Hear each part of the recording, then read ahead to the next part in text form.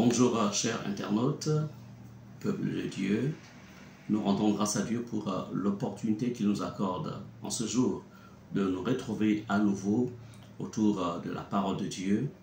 Et ça fait extrêmement longtemps que nous avons ensemble été encore connectés à travers cette émission La Minute de la Parole. Alors, par la grâce de Dieu, nous reprenons donc cette émission, ces temps d'enseignement, ces brefs temps d'enseignement qui vous ont été, ont été une source de bénédiction pour tous autant que nous sommes. Alors, nous rendons grâce à Dieu. Le plus important, c'est de reprendre. Alors, nous allons donc aujourd'hui développer ce thème qui s'intitule « Une vie de non-repentance nous expose au jugement ».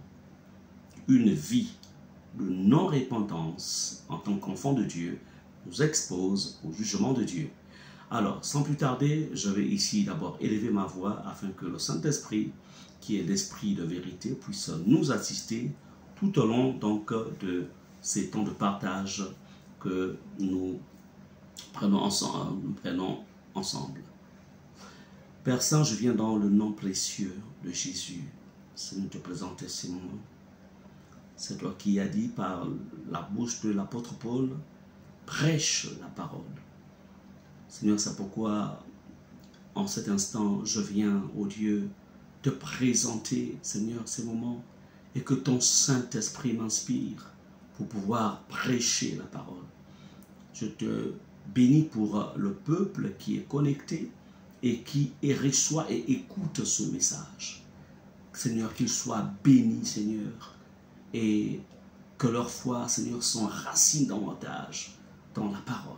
C'est au nom de Jésus que j'ai prié. Amen. Peuple de Dieu, une vie de non-repentance nous expose au jugement de Dieu. Alors, ouvrons ensemble Jérémie 21, verset 1 au verset 7. Je vais lire la parole de Dieu. Il est écrit ceci. Voici la parole qui fut adressée à Jérémie par l'Éternel lorsque le roi Sédécias lui envoya Pachour, fils de Malkija, et le prêtre Sophonie, fils de Masséja, pour lui dire « Consulte, je t'en prie, l'Éternel pour nous, car Nebuchadnezzar, le roi de Babylone, nous fait la guerre. Peut-être l'Éternel nous accordera-t-il un de ses miracles pour qu'il s'éloigne de nous. » Jérémie leur répondit, « Vous dira à Sédécias, voici ce que dit l'Éternel, le Dieu d'Israël. Je vais retourner contre vous les armes qui sont dans vos mains et avec lesquelles vous combattez à l'extérieur des murailles. Le roi de Babylone et les Babyloniens qui vous assiègent, je les rassemblerai contre le centre de cette ville. » Verset 5. « Ce sera moi-même qui vous combattrai par la puissance de ma main et la force de mon bras, avec colère, fureur et une grande indignation. Je tuerai les habitants de cette ville, hommes et bêtes. Ils mourront d'une peste terrible. » Verset 7. « Après cela, déclare l'Éternel, je livrerai Sédécias, roi de Juda, ses serviteurs et le peuple et ceux qui auront survécu dans cette ville à la peste, à l'épée et à la famine. Je les livrerai entre les mains de Nebuchadnezzar, roi de Babylone, entre les mains de leurs ennemis et de ceux qui en veulent à leur vie. Nebuchadnezzar les tuera avec l'épée. Il ne les épargnera pas, il n'aura aucune pitié, aucune compassion. » Peuple du Seigneur, voici une histoire qui a existé, des faits qui ont existé plusieurs centaines d'années avant Jésus-Christ, avant que Jésus ne vienne dans ce monde. C'est l'histoire en fait d'Israël, malheureusement, qui se retrouve pratiquement en fait dans une position de rébellion vis-à-vis de Dieu. Et alors la seule chose ici que le peuple de Dieu ici, par l'entremise donc du roi Sédécias, tout ce qu'il voulait, c'est tout simplement les bénédictions de Dieu, le soutien de Dieu, mais sans pourtant répondre aux exigences de Dieu. En fait, Israël est dans une position de rébellion totale vis-à-vis de Dieu. Alors, Israël a décidé de mener une vie de non-repentance. Malgré tous les avertissements que Dieu a envoyés par la voix de ses prophètes, Israël décida de demeurer, en fait, dans une vie de non-repentance. Donc, ils rédirent leur coup. À toi qui me suis, à toi qui m'écoutes, hier c'était Israël. Aujourd'hui, lorsque tu vois ta vie, lorsque tu vois ta marche, es-tu dans une voie où tu résistes à Dieu? Malgré toutes les interpellations, malgré tout ce que déclare la parole. Dieu ici, au verset 1, là, il nous dit, voici la parole qui fut adressée à Jérémie par l'Éternel, lorsque le roi Sédécias lui envoya Pachour, du moins un de ses serviteurs. Ici, le roi Sédécias est tout simplement, en fait, il est préoccupé par les bienfaits de Dieu, puisqu'il constate qu'il est en position de difficulté, puisqu'il y a le roi de Babylone qui menace de marcher sur Israël, donc en fait, de voir son pays être détruit. Comme aussi beaucoup d'enfants de Dieu, voyant leurs acquis être menacés.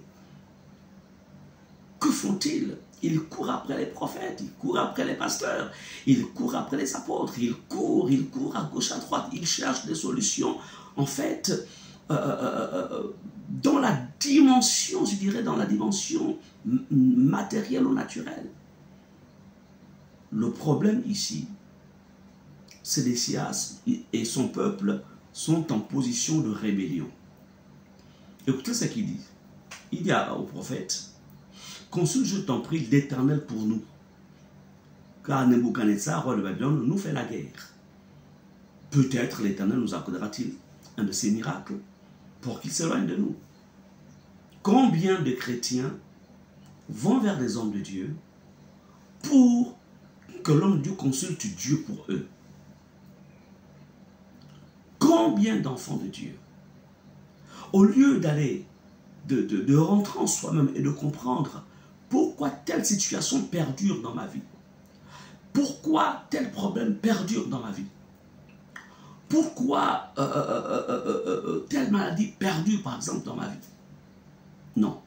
Mais tout ce que la personne va chercher, c'est d'abord la guérison et non chercher la cause du problème. Ici, Sédécias en fait des passages. Il aurait dû chercher en fait la cause pour laquelle, la source qui fit en sorte que Nebuchadnezzar partit de son royaume pour aller attaquer Israël. Écoutez, peuple de Dieu, enfant de Dieu. Ne soyez pas d'abord des personnes qui sont à la recherche des solutions quand vous êtes exposé à un problème de tout type. Ça peut être un problème de santé, ça peut être un problème financier, ça peut être le manque de prière, ça peut être le fait que vous ne lisez plus la Bible. En fait, cherchez d'abord la cause. Vous n'êtes plus régulier à l'église. Cherchez la cause. Pourquoi? Apprenez à chercher la source du problème. Sédécias évite ici de chercher la source du problème, la source de l'invasion de son royaume par un royaume étranger. Mais écoutez, Dieu va répondre Sédécias par la voix de Jérémie en disant, Jérémie leur répondit, vous direz à Sédécias, voici ce que dit l'Éternel, le Dieu d'Israël. Je vais retourner contre les arbres qui sont dans vos mains et avec lesquels vous combattez, à l'extérieur des murailles. Le roi de Babylone et les Babyloniens qui vous assiègent, je les rassemblerai contre le centre de cette ville. Et verset 5, c'est pour ça que Dieu dit, ce sera moi-même qui vous combattrai. Waouh! Vous vous rendez compte? C'est-à-dire que Dieu dit, moi-même qui suis à l'origine de votre existence, moi-même je vais vous combattre. Ça pour dire quoi? Il y a des situations que vous pouvez vivre dans votre vie. Vous pensez parfois que c'est le diable, c'est la sorcellerie, ce sont les démons, ou ce sont des hommes qui sont devenus méchants vis-à-vis de vous. En vérité, parfois, c'est Dieu lui-même. À cause de la dureté de vos cœurs, à cause du fait que vous persistiez dans de mauvaises voies, Dieu lui-même dit, ok, puisque tu as décidé de persévérer dans le mal, moi-même, je vais me lever et je vais combattre contre toi. Attention, il est mieux d'être combattu par le diable, d'être combattu par les démons. Comme ça, quand tu cries, Dieu intervient. Mais si c'est Dieu lui-même qui dit, moi-même je vais te combattre, vers qui te tourneras-tu? Qui intercédera pour toi? Qui se lèvera en fait pour te sauver? Peuple de Dieu, il y a un niveau de colère divine qui fait en sorte que, en fait, s'il n'y a pas repentance, la repentance c'est quoi? La repentance, ce n'est pas seulement informer à Dieu, voilà, j'ai menti, j'ai volé, j'ai forniqué ou j'ai commis adultère. En fait, la repentance, c'est plutôt décider, c'est-à-dire tu prends conscience que ce que tu as fait est mauvais. Donc, et ensuite, tu prends la décision d'abandonner cette mauvaise voie. Voici ce que c'est la repentance. Mais beaucoup de chrétiens se limitent juste à l'information. Ils donnent l'information en Dieu en disant, j'ai volé, j'ai tué, j'ai fait ceci, j'ai fait ce qui n'est pas bien, mais continuent à pratiquer les mêmes actes. Ce n'est pas ça la repentance. Et quand c'est comme ça, vous attirez le jugement de Dieu sur vous. Ici, Israël va attirer le jugement de Dieu sur eux. Quand Dieu dit, ce sera moi-même qui vous combattrai, par la puissance de ma main et la force de mon bras, avec colère, fureur et une grande indignation. C'est pour dire qu'ils avaient, c'est-à-dire qu'ils étaient dans une attitude de non-repentance. Ils persévéraient dans le mal. Ils passaient leur temps à se justifier. Et Dieu dit, ok, puisque vous avez décidé de me résister, de vivre contrairement à l'alliance qui nous lie, moi-même je vais vous combattre. La vie que tu mènes, les difficultés que tu rencontres, cette vie où tu ne fais que tourner en rond, est-ce que ce n'est pas Dieu qui est en train de te combattre lui-même? Tu es sûr que c'est toujours le diable? Tu es sûr que ce sont les démons? Vois ta vie. Quel est le péché qui est caché dans ta vie? Quel est le péché qui persévère dans ta vie? Quelle est cette mauvaise habitude que tu continues à conserver? Je voudrais te dire ceci. Dieu, ce matin, il te dit, mon fils, tout ce que j'attends de toi, c'est que tu te répandes. Tout ce que j'attends de toi, c'est que tu changes de manière de vivre. Tout ce que j'attends de toi, c'est que tu reviennes dans ma parole. Tout ce que j'attends de toi, c'est que tu t'humilies devant moi, te dit le Seigneur. Devant lui. Ainsi, le jugement s'éloignera de toi. Les problèmes s'éloigneront de toi. Dieu décidera de ne plus te combattre. Dieu ne permettra plus à tes ennemis d'avoir le dessus sur toi. Retenez ceci. Nous ne sommes pas faits pour vivre comme nous le voulons. Nous sommes faits pour vivre selon la parole de Dieu. Parce que nous appartenons à un Dieu vivant. Nous appartenons au Dieu qui nous a créés. Une vie de non-repentance attire le jugement de Dieu sur celui qui persévère, qui persiste dans le péché. Examine ta vie. Où en es-tu? Où en es-tu? Inclinons nos têtes et nous allons ensemble répéter cette prière. Seigneur Jésus, tu es mon avocat auprès du Père. Je reconnais que j'ai souvent agi en persistant dans la mauvaise voie. J'étais souvent résisté. J'ai souvent résisté à la parole. C'est pourquoi ce matin, ayant écouté ce message, je prends la décision et l'engagement de ne plus être cette femme, cet homme, ce jeune qui mène une vie de non-repentance. J'ai décidé, Seigneur, de me conformer, de changer de vie et de me conformer à ta parole. Merci pour ce message que je scelle dans mon cœur et qui m'amène à changer de manière de vivre, à vivre dans la repentance permanente. C'est dans le nom de Jésus que j'ai prié. Amen. Bien-aimé, je n'ai fait que t'aider t'aider, t'accompagner dans la prière. Et si tu as prié avec ton cœur, si tu l'as fait avec ton cœur, je voudrais te dire que le Seigneur a écouté ta prière. Il ne te condamne pas, il est un Dieu de miséricorde, mais tout ce qu'il attend de toi, c'est que tu honores à tout ce que tu viens de confesser. Que Dieu te bénisse au nom de Jésus. Nous nous retrouverons par la grâce de Dieu la semaine prochaine, mercredi. Comme je le disais au début, nous reprenons notre émission, la minute de la parole.